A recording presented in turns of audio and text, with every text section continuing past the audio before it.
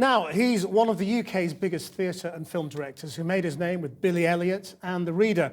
He was also behind the opening and closing ceremonies of the London Olympic and Paralympic Games. But now, Stephen Daldry has turned his hand to the Brazilian slums with his new film, Trash, casting young actors from those very favelas, with a script by Richard Curtis. It's already been nominated for a Bafta. I've been to meet him. My name is Rafael. I am 14. I work in the trash. And it's in the trash that Rafael finds a wallet. He and his friends hide it from the police, who are desperate to have it. Alguém abrir essa carteira tem que morrer. It turns out that the contents of the wallet could be the key to exposing a corrupt politician. We need you. We need favor. Polícia vai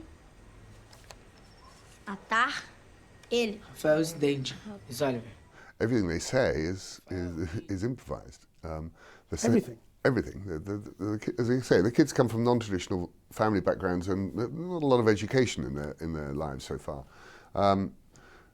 There was never going to be a situation where they would read a script and learn it. It was very much, here's the story, tell us the story back to us, and then each day they would improvise a scene or a number of scenes based on what they understood the story to be at any one particular time.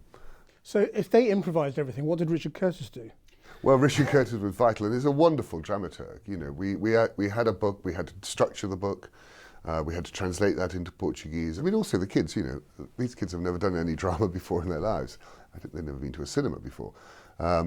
So the idea of repeated action, the idea of doing a scene again once you've just, shot it with one camera was impossible for them. They lived and worked in a certain amount of chaos, so you had to embrace the chaos that they lived in.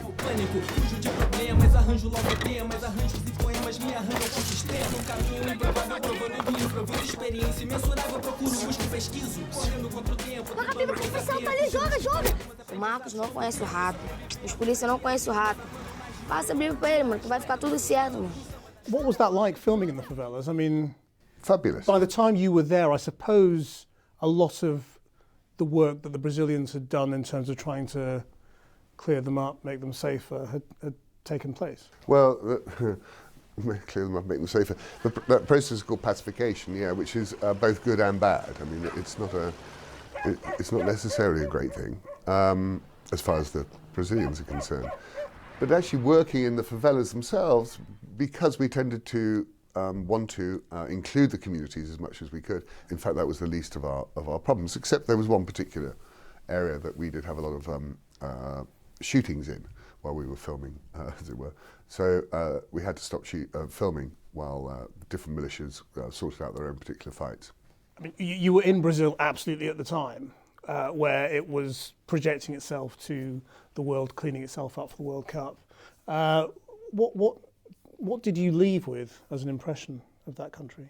There's a tradition of favela movies where life is very, very hard and then on the whole people die. And what was different to me, again, working with these kids, what felt so amazing was that there was this is an adventure story. So this is not a sort of a social analysis of the lives that these people live. But what the kids have and what the communities had at that time, and I still think, to a large extent still now, was this hope and faith in their country and ownership of their country, even though apparently they live in very dispossessed and very poor economically and educational neighbourhoods. Actually their communities are incredibly strong and they have this real sense of ownership that it is their country and they want it to change. And that's very touching and very different, I think, to a lot of sort of the more poor areas of, for example, even in London, where there's a much more sense of despair and things will never change.